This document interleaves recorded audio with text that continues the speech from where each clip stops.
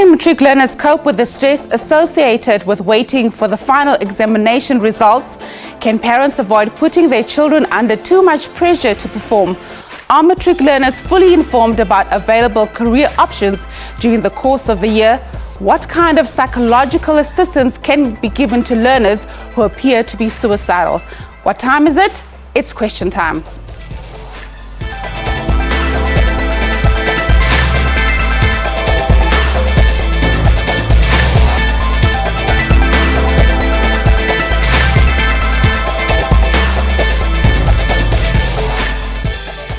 Hello and welcome to the show. I'm Rosalia Whitehead, standing in from Port Sedu. It's that time of the year when matric learners have to contend with the pressure of not knowing how they perform during the end of the year exams. Parents are advised to monitor their children closely to help them cope with anxiety, tension, and extreme cases of depression. While naturally parents would expect their children to do well, psychologists advise them to avoid putting them under too much pressure. But can the wait for matric results be a stress-free period? We are not live, therefore we will not be able to take your calls. My guests are Troy Martins from the Department of Basic Education, spokesperson, and Tracy Feinstein, Operations Manager at the South African Anxiety and Depression Group, or SADC. Welcome to you both. Thank you. How serious is stress during the exam period, Tracy? I think the stress during exam period is very normal, so it is very stressful. It's an uncertain time, it's an overwhelming time, and it's an anxious time. To be able to have the opportunity to contact SADC and get free telephonic counselling is a great backup and a support mechanism, not only for the children or the youngsters that are busy writing exams, finishing up, waiting, but also for parents to speak to a counsellor and get some support and direction just to help them cope with the uncertainty. You would like to believe it's going to be an exciting time, but it may not also be. And I think for people who really those that have already experienced some form of mental illness, depression and anxiety, this extra activity of waiting for matric results to come out can really just add a little bit of extra pressure on them. So knowing your boundaries, knowing what your triggers are really important, and I think the support from family members, friends and loved ones, and then the support from SADC is crucial in just getting them through this time. Troy, you at the coalface, how bad is it? Well, I think what we need to really emphasize to all those who are waiting for their examination results is that if they don't pass, it really isn't the end of the road. There are so many options available to them.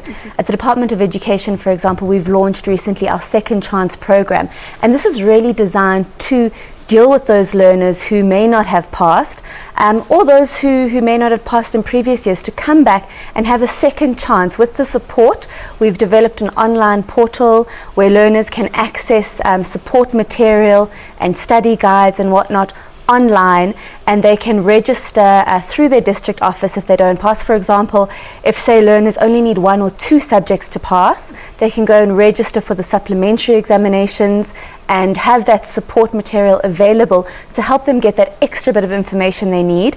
If they have completely failed and really need an entire year to prepare for that second chance, they can enroll in our Second Chance program, which they will then rewrite the examinations the following year. So there really are options available to them. It isn't the end of the road, and we need to really take away some of this hype and pressure that comes with these results.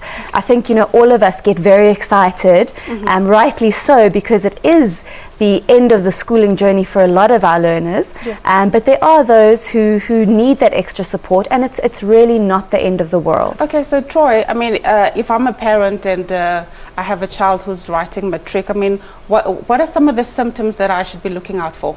Well, I think at this stage, you know, there's nothing that you can do in order to improve the results now. The exams have finished and we're deep in the marking phase.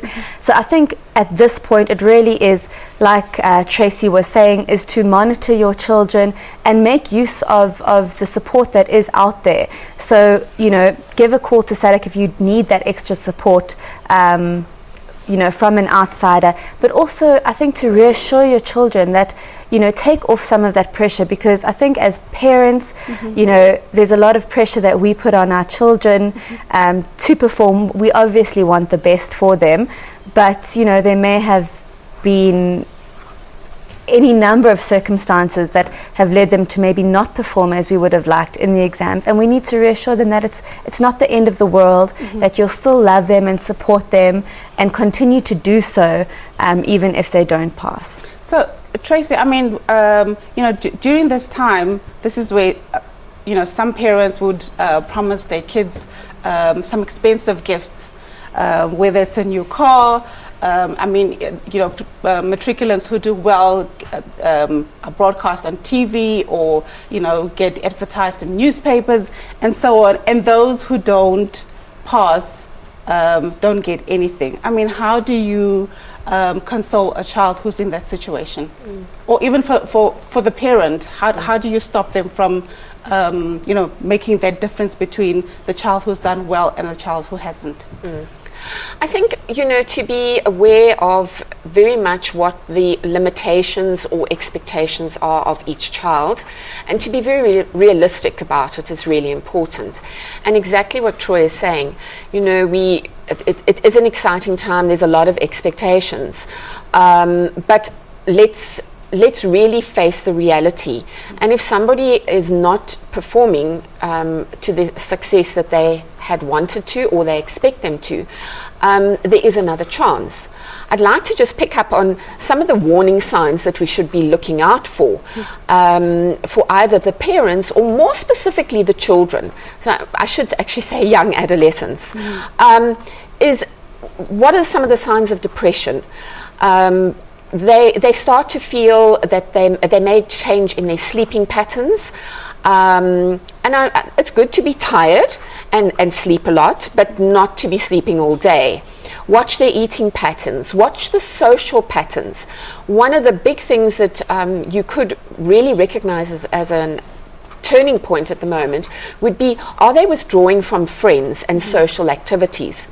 So, you know, whereas normally the children would be going out and having a bit of fun and social activities, waiting for the results, those that are extremely anxious, not certain of their future, they could be withdrawing. And that's an early warning sign of possible depression. We then look at anxiety. And I think, again, I want to put out there, anxiety is a mental illness. But that overwhelming feeling of being anxious is fairly normal. So again, if you feel like it's really tipping into your lifestyle routine, phone SADC, get to speak to a counselor, free of charge.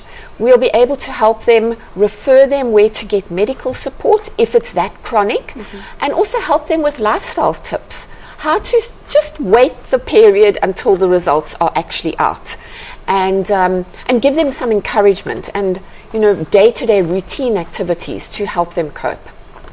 All right, so question time takes a break. Please don't go away.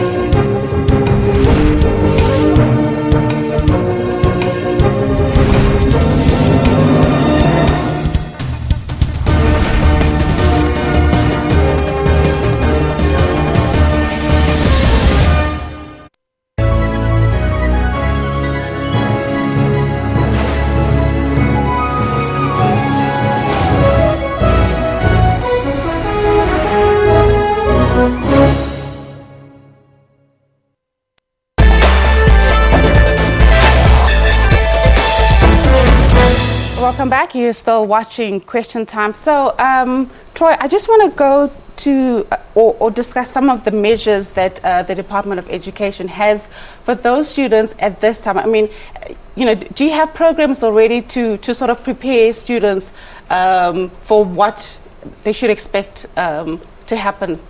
Well, I think one of the things that we have done, we started doing it last year, is we no longer print the names of learners in the newspaper publications. This was really something that I know we had a lot of complaints from learner organizations that it added to that anxiety, because there was one very, very sad instance where there was a misprint in the newspaper and a child's name didn't appear that was meant to be there, and that child committed suicide. So we no longer print the exam, the names of the learners in the newspapers, because as well family members will be there searching for the names, neighbors and friends will be there searching for the names, and it really adds to that pressure. So we no longer do that.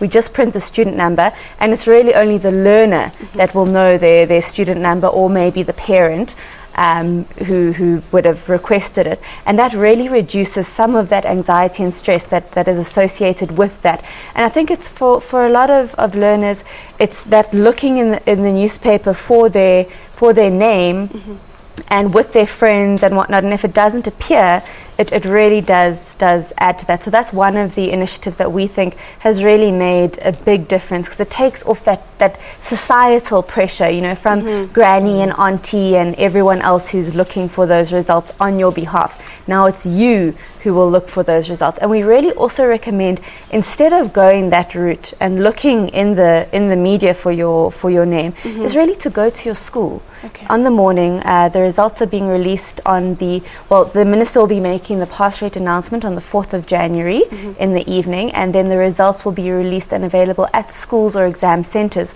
on the 5th. And really on the morning of the 5th, rather than having that anxiety of searching, just go to your school, go to your exam centre and get your actual results there in person. And I think that's really a better way to do it. It really also takes away that stress and anxiety. Tracy, do you find that alcohol and substance abuse increases during this time of waiting? I think since we're talking about young adolescents and probably having finished their exams, the idea and the concept of going out and just being there to party is probably the more appropriate philosophy that we should be looking at. Yeah. So that being said, there's no evidence to say that in that waiting period of anxiety, there's a heightened increase to substance abuse and alcohol. Absolutely not. I just think that it's in general the time of the year where it's just part of the relaxation. But again, to invite people to say, if you are feeling the need to calm or to squash down feelings of anxiety and to turn to some form of substance to feel okay, then again, phone SADC, speak to a counsellor, because I think we all know the use or the excessive use of substance, short-term, long-term, is not going to cure the problem. So don't get caught up in that rut, I think would be the message. Have a party, that's fine, but to do it on a day-to-day basis is certainly not going to help you taking the next step into your future. Yeah. Because as much as we're waiting for results, this is, Troy and I were just talking, this is one step into the rest of your life. And for those that are going to be starting tertiary educations or jobs come January, you don't want to be caught up into a cycle of addiction. And for you, Troy? I think from us at the department, there's this phenomenon of when learners finish their exams during this December period, they really tend to go out and have almost like an end of school, end of an era type of binge drinking spree, and we would really advise against that. We see it year in and year out, learners go out, binge drink when they finish their exams, and we see loss of life on the roads. Learners end up in hospital. We have seen instances where there's these matric vacs and learners go and, you know, cause destruction of property, but it's more important that they don't drink and drive during this period. And you know, they're young people, they've still got a lot to learn, and I mean, they need to learn how to drink and how to control that. So we'd really advise against that binge drinking spree that tends to occur at this time of year. And so for the average student, I mean, what could an average student really be looking forward to? I'm just looking in terms of is career counseling one of the ways to sort of help a student cope with what to look forward to in the next step of their life? Most definitely, and I think you know, we work quite well with the Department of Higher Education and Training on career expos and this type of thing. There was quite a big one in Limpopo last weekend, and that was hosted by the Deputy President, where it's really on display what options are available. And I think we also need to emphasize that university is not the only option available. For example, in our country we have huge skills shortages in terms of artisans, boiler makers, electricians, plumbers, and these sorts of careers that aren't necessarily thought of when you think of post-school education. And we would really encourage learners to look at these other options of post-school education, that a university education is really not the only option, and they can actually sometimes be more successful because of the huge need that the country has, going alternative routes. And you must remember that learners who don't necessarily pass matric can also go and register at a TVET college at the requisite NQF level and get a qualification even if they don't have a matric certificate. So, but Troy, I mean, someone would say that universities have more prestige. I mean, if you say to someone that you know, I studied at Wits versus I studied at another TVET college, I mean, that's really a perception that we need to challenge. Because if you look at the amount of unemployed graduates that we have, you can really see that there is a huge deficit in terms of that skills training.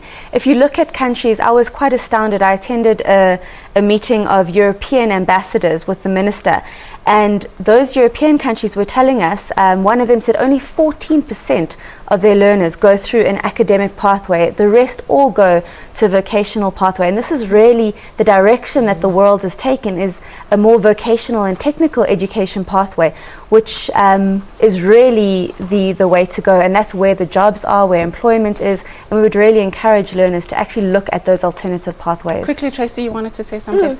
I wanted to pick up on that. And, you know, one of the things that we also would help, we're not necessarily skilled to do the career counselling, but one of the things that we would invite students to consider is to go out and do volunteer work. So it gives you exposure, it gives you practical experience, it can sort of like pass the time, and that whole thing of being purposeful, being in need, and getting, instead of just sitting at home in your bedroom and feeling more and more sorry for yourself. So whether you are waiting for results and waiting to plan your future, or you haven't got the results you wanted, look at volunteering, and there are so many places where children can go and volunteer. I'm afraid time is up for this segment. Question time takes a break. Please don't go away.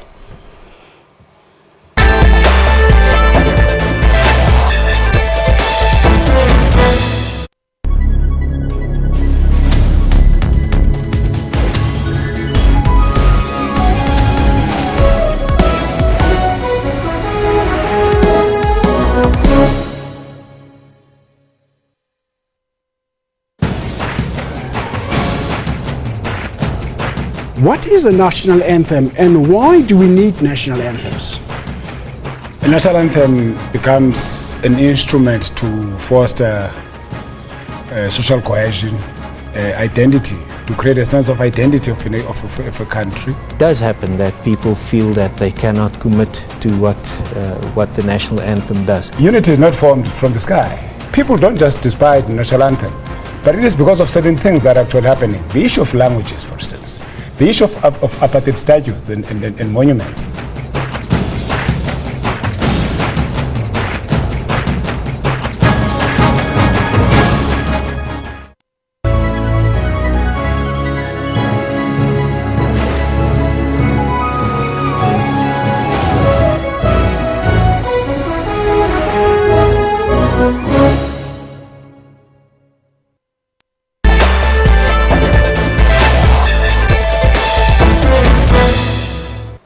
Welcome back. You're still watching Question Time.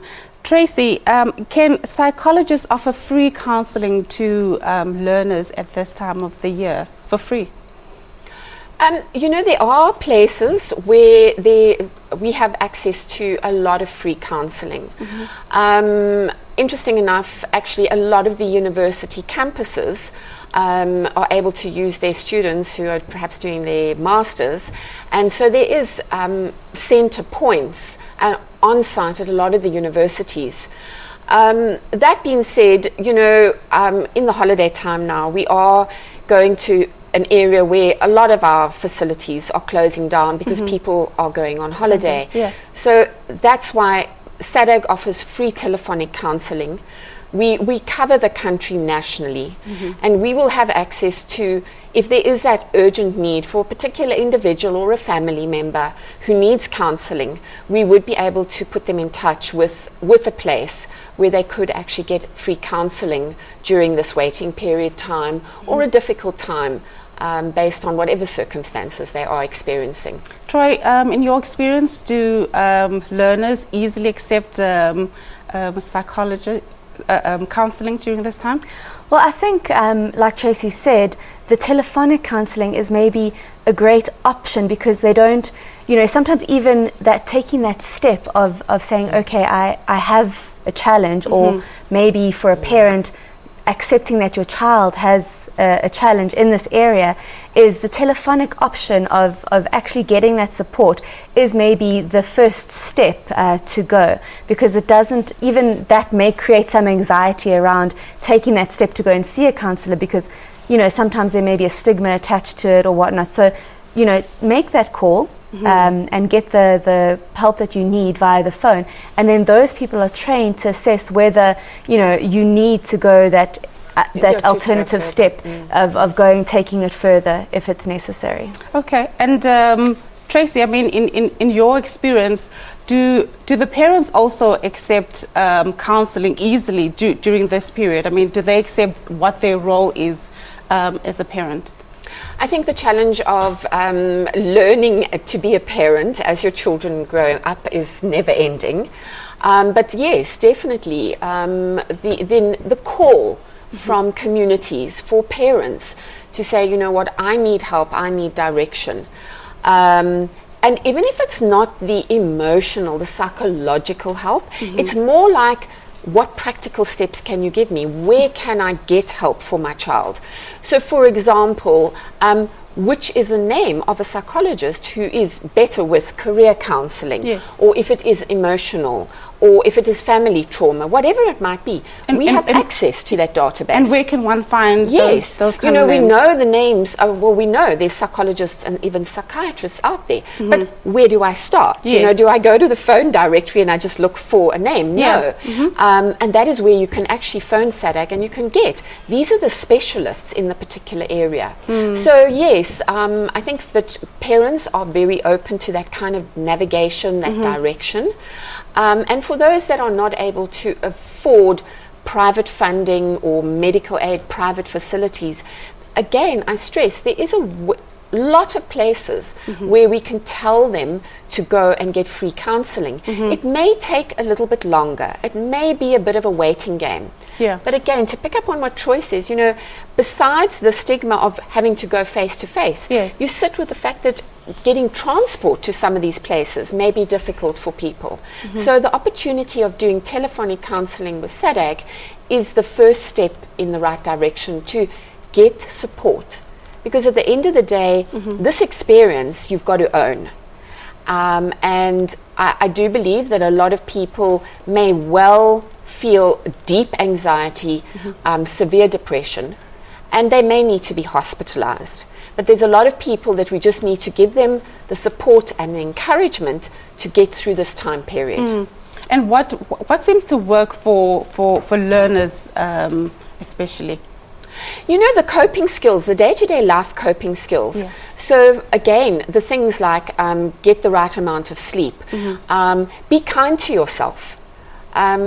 Sometimes we don't say that enough. You know, you've done your best as a student, and actually if you haven't done your best and you know you could have been done better, well, be prepared for it. So let's start preparing. If you know that you had a bad exam, start revising now, because you may have to write a supplementary. Okay, look at your life skills. Look at what you're doing in your community. How can you prepare for the next step of your future? Have you put out your resume? Have you prepared your CV? Are you registered with a tertiary education? And you know, I don't think it's too late, because it's just for the support mechanisms, a place like SADC, to get creative, to encourage them to say, right, you've finished one step in the journey of your life. It's now, let's encourage you to open the doors or knock on the doors so that you can do the next thing. Yeah. Troy, I mean, for you, what seems to work? Could it be a case of even having former matric students who did not do that well come back to those who are writing or are about to receive their results? Does that seem to work just to sort of get, you know, sort of background or their experience as to what they did? I think not necessarily what they did. I think it's to find out what your own options are. And I think to be, like Tracy said, be prepared in terms of what, you know, there's a saying, it says, prepare for the worst and hope for the best. So I think that's really what I would encourage. And is the department ready for that? I mean, it could Most be definitely. That's I think why there are more pupils or learners next year. Well, that's exactly why we've launched the Second Chance program. And I think if I can emphasize that, you know, these results, yes, it may be unfortunate. Yes, it may take up more of your time or really put your future, you know, a bit deferred. But I think it's really important to know that you have these options available to you. The Second Chance program, we piloted it last year, and we're really going full steam ahead this year, because we really feel that these exams should not be your last chance at the future that you want. And I think if you want that future and are prepared to work hard for it, I think you need to have the opportunity to have that second chance. And that's really what we've gone for with the launch of this program. I'm afraid time is up for this segment. And that was question time for today. A big thank you to my guests, and to you at home, thanks for watching. Good night.